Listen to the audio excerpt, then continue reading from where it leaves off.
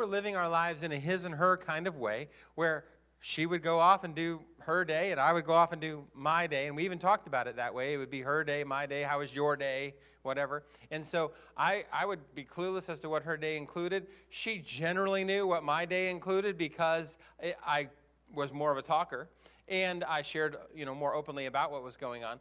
But also, here's the thing. Even when I did start to know what she was doing, I didn't know how she felt about it. Because here's something that you should write maybe in the margin of your notes there. Every fact has a feeling. Every fact had a feeling about her day. It's just whether or not some of them were more significant than the others. But so we'd go throughout an entire day, and yeah, she could list the facts. Went to the grocery store, took Leland to the well check, went to past the library, dropped the things off at Joni's house, whatever it was. She could tell me all the facts, and I could just assume that could be where the conversation stopped. But the truth was, every fact had a feeling. Because if I dug in further, well, what was it like to go to the store? Well, it was a nightmare, honestly. Leland, and she has the ear infection, so she's got a problem the whole time we're there. He wants something from the stuff that they put at the checkout aisle, because that's where they tempt all the children into sin. Anyway, and then we've got all this stuff going on, and it was a crazy experience. And honestly, if I don't ever have to take those kids into the grocery store again, I don't want to, right? And all I knew was went to the grocery, right?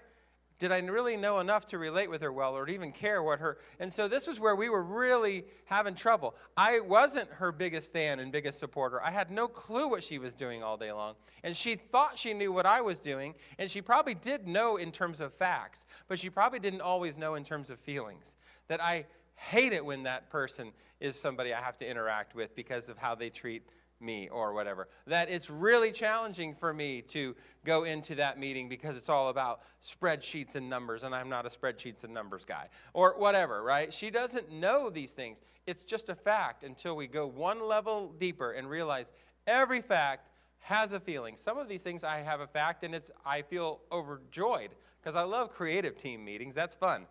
But I hate spreadsheet team meetings, these kinds of different things. So to do this better, Tami and I had to start to turn this corner where we said, how can I be her biggest fan and supporter of the day that she's heading into? Well, I had to know more about her day. What she did, what is she about to go and do? Not only the facts, but the feelings that go with it. So there would be questions now in our part of our day where I could text him and say, hey, how did that spreadsheet meeting go? I know that you were dreading it. Was it as bad as you kind of anticipated it to be?